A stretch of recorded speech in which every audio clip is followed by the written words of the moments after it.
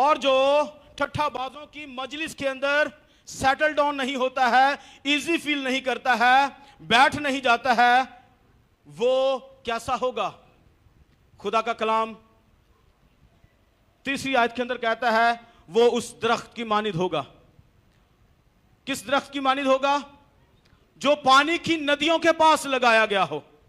आप में से कितने लोग हैं जिन्होंने किसी एक दरख्त को देखा जो किसी एक नहर के किनारे या नदी के किनारे लगाया गया? आपने देखा होगा वो सारा साल सरसब्ज रहता है, सारा साल उसकी छांव घनी रहती है, उसके पत्ते नहीं गिरते हैं। लेकिन यहां पर जिस दरख्त का जिक्र आया है वो एक नदी के पास नहीं लगाया गया है, वो पानी की नदियों के पास लगाया गया है। अगर आपकी जिंदगी के अंदर ये 3 काम नहीं है और दूसरे 2 काम हैं, तो आप इस बात को समझ आइए कि